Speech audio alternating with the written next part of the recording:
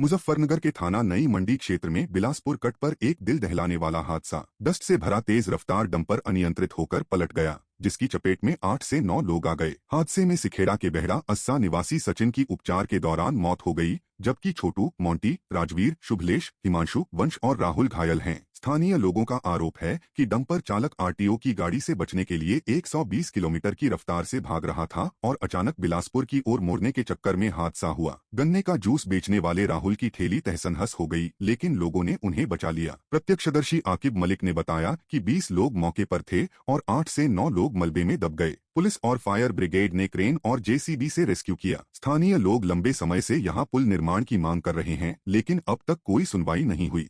आज थाना नई मंडी के हाईवे पे एक बिलासपुर कट है हमारे थाना क्षेत्र में। उसमें एक कैंटर पलट गया जो कि डस्ट से भरा हुआ था। कैंटर पलटने के कारण उसके नीचे 4 बाइकें और एक पिकअप उसकी चपेट में आ गई। तुरंत सूचना मिलते ही थाना नई मंडी की पुलिस फोर्स और फायर ब्रिगेड यहाँ पे पहुंची है और सब राहत कार्य अभी जारी है। इसमें जो 8 लोग घायल हुए थे उन सभी 8 घायलों को बाहर निकाल करके उपचार हेतु जिला अस्पताल भेज दिया गया है। 8 घायलों में से एक की मृत्यु उपचार के दौरान हो गई है। उनका नाम सचिन है और वो बेड़ा आसा थाना सिखेड़ा के रहने वाले हैं। बाकी अन्य 7 लोगों के उपचार अभी जारी है। यहाँ पे मामला हुआ जी, हरिद्वार साइड से 120 की स्पीड से ट्रक आ रहा था। उसने ट्रक वाले ने रॉन्ग साइड में बाढ़ दी। तो यहाँ खड़े हुए थे कम से कम 20 आदमी, जिसमें कुछ आदमी भाग गए, कुछ 8-9 आदमी दब गए इसके नीचे, जिसे हमने अपने हाथों से निकाल लिया 8 आदमी।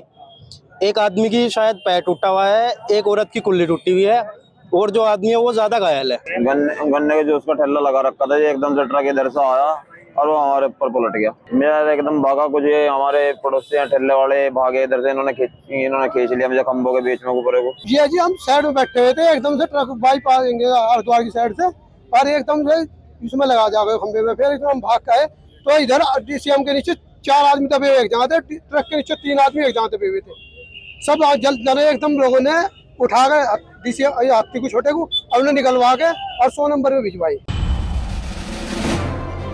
मुजफ्फरनगर की नगर कोतवाली क्षेत्र के रुड़की चुंगी पर कूड़े के ढेर में एक नवजात बच्ची का शव मिलने से सनसनी फैल गई। मौके पर पहुंचे गौ सेवक निशु धीमान और पुलिस ने मेडिकल जांच के लिए भेजा, जहां डॉक्टरों ने नवजात को मृत घोषित कर दिया। निशु ने बताया कि वह गाय की सूचना पर जा रहे थे, तभी उनकी नजर कूड़े में पड़े इस मासूम के शव पर पड़ी। उन्होंने कहा कि अब वह इस बच्ची का हिंदू रीति रिवाज से अंतिम संस्कार करेंगे। घटना के बाद स्थानीय लोग और राहगीर मौके पर जमा हो गए और इलाके में गम और गुस्से का माहौल है। नगर कोतवाली पुलिस पूरे मामले की गहन जांच में जुट गई है। सूचना तो गाय की थी, मैं तो गाय की सूचना पे जा रहा था। अभी यहाँ रुड़की चुंगी के पास, पुलिस चौकी के पास भीड़ देखी, एक बच्ची का शव है वो मिला है और मुझे आगे जाना था, मगर पहले इसका हिंदू धर्म के अनुसार अंतिम संस्कार कर उसके बाद आगे जाऊंगा। कूड़े के पास पड़ी है।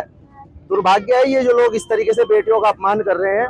बेटियों के सम्मान के लिए सरकार और इतनी पॉलिसी चल रही है, बेटियों का सम्मान होना चाहिए। जो घटना हुई है ये बहुत ही निंदनीय है, इसकी मैं पूर्ण तरीके से निंदा करता हूँ। मुजफ्फरनगर के बुढ़ाना सामुदायिक स्वास्थ्य केंद्र में एक डिलीवरी का मामला सुर्खियों में है, जहां गंभीर अनियमितताओं के आरोप लगे हैं। खराब ऑटोक्लेव मशीन के बावजूद ऑपरेशन कैसे हुए? क्या उपकरण बिना स्टरलाइज किए इस्तेमाल किए गए? स्थानीय लोगों का आरोप है कि सीएचसी में बाहरी प्राइवेट फर्जी डॉक्टरों से इलाज कराया जा रहा है। डिलीवरी की टाइमिंग को लेकर भी विवाद है। सीएचसी प्रभारी सुबह 8 बजे का समय बता रहे हैं, जबकि महिला का दावा है कि डिलीवरी 11:30 बजे हुई। हैरानी की बात, अस्पताल के सीसीटीवी कैमरे बंद थे और एक प्राइवेट डॉक्टर कथित तौर पर पीछे के रास्ते से भागता नजर आया। वार्ड में 2 बाहरी लोगों की मौजूदगी ने भी सवाल खड़े किए हैं। भाई ऑटोक्लेव खराब हो रहा था, ऑटोक्लेव ठीक करना है। कहाँ पे? मैं तो ऑटोक्लेव खराब करना है, डॉक्टर अर्जुन ने फोन करा था, ऑटोक्लेव लगा नहीं, ऑटोक्लेव ठीक करना आया था। मैं ऑटोक्लेव क्या ठीक करती, दोनों भाई तो थे, हम क्लेव निकाल के उधर को जा रहे थे। डिलीवरी रूम में अंदर नहीं था, मैं छुकी थी डिलीवरी भैया। शिफ्ट है, रूम में जाकर देख लो, रूम में शिफ्ट हो चुका मरीज रूम में शिफ्ट हो चुका। हाँ, एक व्यक्ति आज हमारे यहाँ पे सुबह ओटी होनी थी, इसके लिए हमारा जो ऑटोक्लेव था वो गड़बड़ कर रहा था। लोकल टेक्नीशियन को बुला के उसको दिखाया गया है, जिससे कि उसको समस्या का समाधान किया गया। डॉक्टर नहीं, टेक्नीशियन है जो कि हमारे ऑटोक्लेव ठीक करने के लिए आया हुआ। नहीं, डॉक्टर नहीं है वो टेक्नीशियन, उसके लिए जो ऑटोक्लेव की रिपेयरिंग नहीं होती है, प्राइवेट वो ऑटोक्लेव रिपेयर करते हैं। ऑटोक्लेव की दिक्कत होने के कारण इमरजेंसी के लिए उनको बुलाएंगे। डॉक्टर साहब तो राजेश साहब आते हैं हमारे यहाँ पे, पैनल है गवर्नमेंट की तरफ से।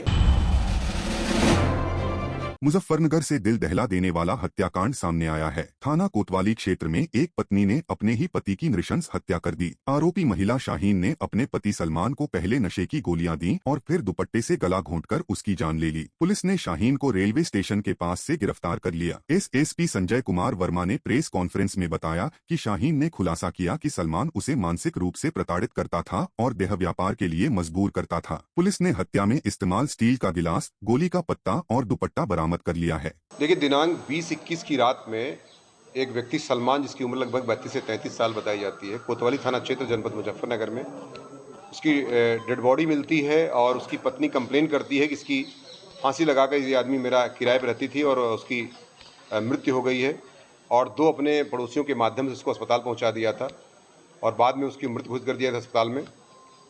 लेकिन हम भी, पुलिस भी उसको फांसी मान के चल रही थी। इसी बीच में जब उसका पोस्टमार्टम होता है डॉक्टर्स के द्वारा, तो उसमें पोस्टमार्टम की रिपोर्ट में स्ट्रैंगुलेशन आता है, तो इससे साबित होता है कि ये फांसी नहीं बल्कि हत्या की गई थी, जिसके आधार पर 103 बीएनएस के तहत, 103 और 351 बीएनएस के तहत अभियोग दर्ज किया जाता है हत्या का। और फिर पुलिस पूछताछ करती है, तमाम 3-4 दिन लगातार कई बार राउंड करके पूछताछ करती है। तो जो संदेह के घेरे में उसकी पत्नी थी, वो उससे पूछताछ की गई। सीओ सिटी इंस्पेक्टर कोतवाली और महिला दरोगा इत्यादि, महिला सिपाही वगैरह इसमें काफ़ी बार जब पूछताछ करती हैं, कई बार पूछताछ करती हैं। पहले महिला इनकार कर जाती है, लेकिन बाद में जब उससे कड़ाई से पूछताछ की जाती है, उसने अपना जुर्म स्वीकार कर लिया। उसने फिर कबूलनामा किया कि उसने अपने पति की नींद की गोली उसी से, अपने पति से ही मंगा करके, पीस करके उसको कोल्ड ड्रिंक में कीमा बनाकर, कीमा और कोल्ड ड्रिंक का भोज हुआ था। उस भोज में जो है कोल्ड ड्रिंक में उसने नींद की गोलियां मिला दी थी। जब वो एकदम से गहरी नींद में हो गया था, तो दुपट्टे से दबाकर उसकी हत्या कर दी। मुजफ्फरनगर की द्वारिका सिटी में प्लाट खरीदने वाले निवासियों का गुस्सा फूट पड़ा है। प्लाट धारकों ने जिलाधिकारी को ज्ञापन सौंपकर शिकायत की कि एमडीए ने उनके निर्माण कार्य को जबरन रोक दिया है, जबकि सभी कानूनी नियमों का पालन किया जा रहा है। शिकायतकर्ताओं शिवशंकर, संदीप, यश, नरेश और अमित जैसे कई का कहना है कि एनडीए ने खसरा नंबर 21, 33 और 34 से जुड़े विवाद का हवाला देकर रोक लगाई, जबकि उनके प्लाट इन खसरा नंबरों में नहीं आते। प्लाट धारकों का आरोप है कि इस रोक से उनके मौलिक अधिकारों का हनन हो रहा है और उन्हें मानसिक व आर्थिक नुकसान उठाना पड़ रहा है। उन्होंने जिलाधिकारी से तुरंत निर्माण शुरू कराने की मांग की है। डीएम साहब से इसलिए मिले थे कि द्वारका सिटी का एक प्रकरण चल रहा बहुत दिनों से। हालांकि कुछ लोग जो है, जिन्होंने अपने बहनामे करवाए, अपने नक्शे पास करवाए, अपने काम शुरू करे मकान बनाने के, उनका द्वारका सिटी से कोई लेना देना नहीं है, लेकिन उनके भी काम रोक दिए गए। जबकि झगड़ा जो भी विवाद होगा वो द्वारका सिटी का और गुंजन गुप्ता का खसरा नंबर 21 और 33-34 पे, बाकी पे कोई विवाद नहीं है। लेकिन पता नहीं किस प्रभाव में सबका काम रोक दिए गए, सब परेशान है। जी, मेरा भी द्वारका सिटी में मकान बन रहा है, बनते हुए काम को रोक दिया गया 10-15 दिन पहले। और हमें ये पता लगा कि सरकारी अफसर आए, उन्होंने कहा कि ये सुप्रीम कोर्ट का स्टे है। मैंने अपनी जानकारी करके सुप्रीम कोर्ट का स्टे प्राप्त करने की कोशिश की। सुप्रीम कोर्ट का जो स्टे है, उसमें जो लास्ट लाइन है वही लिखा गया है, मीन वाइल स्टेटस को।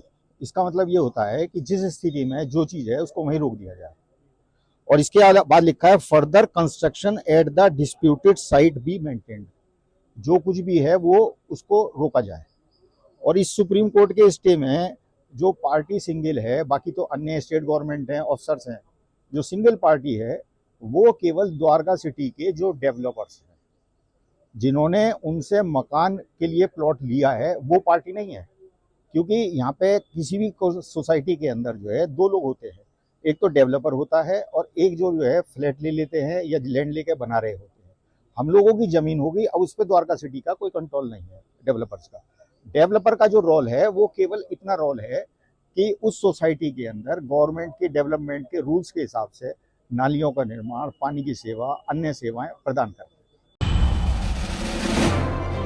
मुजफ्फरनगर से वैश्य समाज ने उत्तर प्रदेश सरकार के सामने अपनी पीड़ा उजागर की है। महाराजा अग्रसेन सेवा समिति ने जिलाधिकारी को 6 सूत्रीय मांग पत्र सौंपकर वैश्य समाज पर हो रहे जुल्मों के खिलाफ आवाज उठाई। मांग पत्र में बरेली, फिरोजाबाद, प्रतापगढ़, नोएडा, लखनऊ, दादरी, उरई, हरदोई और बलिया में वैश्य समाज के खिलाफ हत्या, मारपीट और फर्जी मुकदमों की घटनाओं का जिक्र किया गया। समिति ने मांग की है कि हत्यारों को फांसी, पीड़ित परिवारों को 1 करोड़ मुआवजा और सरकारी नौकरी, वैश्य व्यापारियों को शस्त्र लाइसेंस, 60 साल बाद पेंशन और युवाओं को नौकरी में विशेष छूट दी जाए। संगठन ने चेतावनी दी कि अगर प्रशासन ने उत्पीड़कों पर तुरंत कार्रवाई नहीं की तो आंदोलन और तेज होगा। मामला ये है कि पिछले काफी समय से वैश्य समाज पर अत्याचार हो रहे हैं, कहीं हत्याएं, अभी एक घटना हुई, 8 साल की बच्ची का बलात्कार हुआ। पिछले 1 महीने में 20-25 घटनाएं वैश्य समाज के साथ हो चुकी है, जिसमें मारपीट और हत्याएं और बलात्कार जैसी घटनाएं हैं।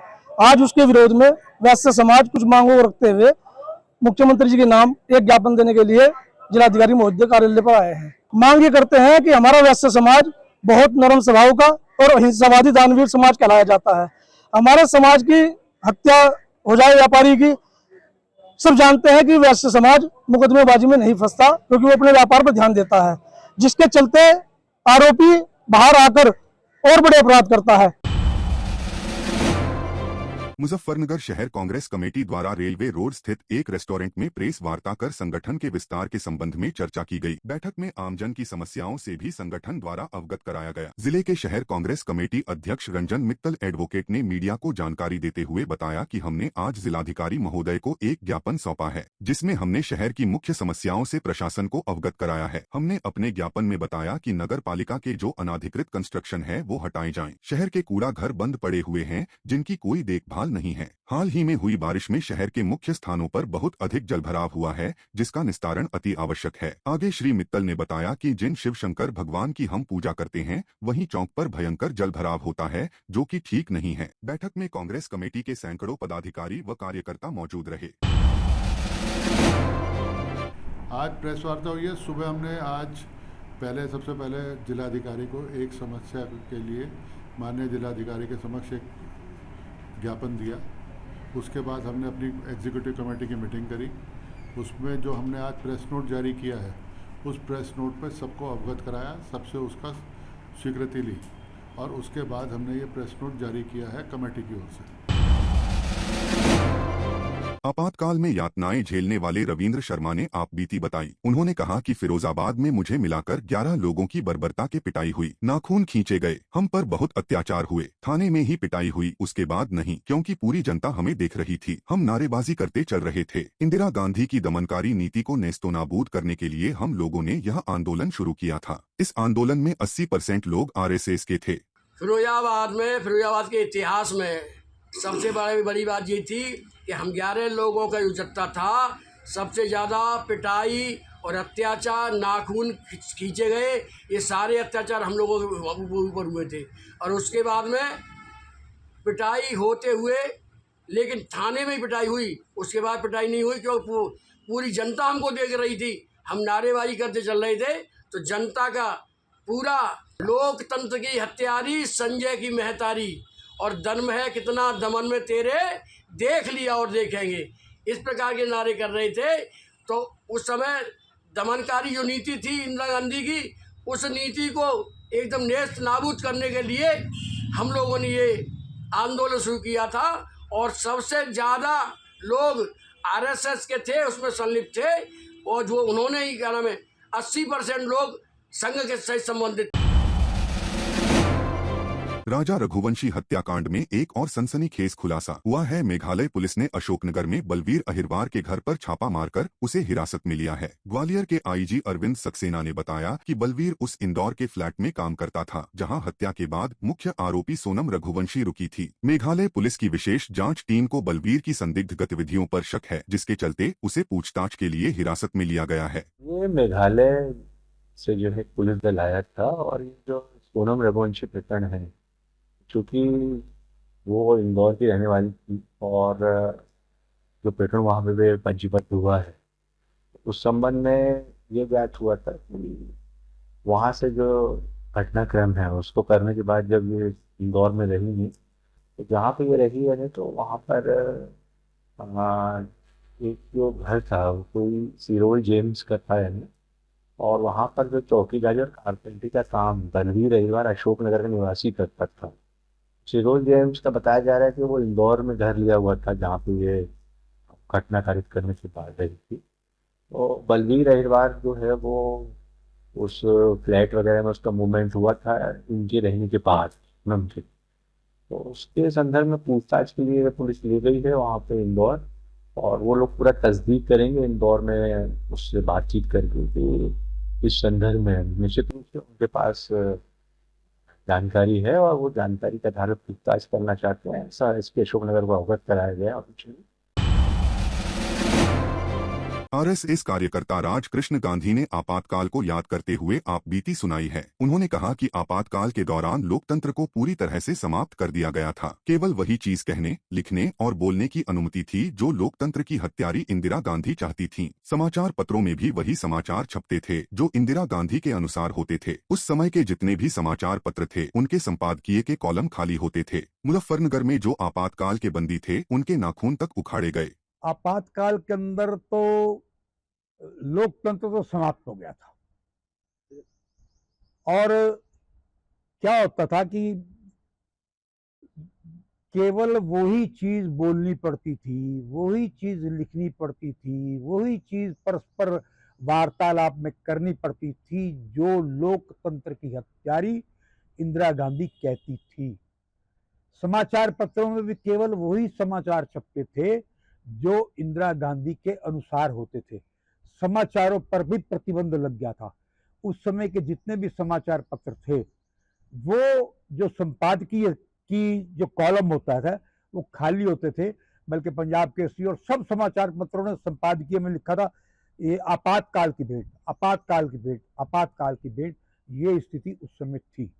मुजफ्फरनगर के अंदर जो आपातकाल के बंदी थे उनके नाखून तक काटे गए, नाखून तक काटे गए, और कुर्सी के नीचे कुर्सी के पांव के नीचे हथेलियां रखकर उसके ऊपर आदमी बैठता था। ये स्थिति मुजफ्फरनगर के अंदर की गई, ये स्थिति। और खाम खामे लोगों को पकड़ा गया, खाम खामे लोगों को पकड़ा गया। इल्जाम क्या लगाए उन पर? इल्जाम लगाए कि रेल के डिब्बे, ये रेलगाड़ियों की पटरियां उखेड़ रहे थे, ये बैंक लूट रहे थे, ये डाकखाने जला रहे थे। ये उनके ऊपर इल्जाम होते थे, जबकि ऐसा कुछ नहीं था। नगर के सभी संभ्रांत लोग थे, सब संघ के ही लोग थे। लगभग 90,000 के करीब लोग जो थे वो जेलों के अंदर बंद हुए उस समय।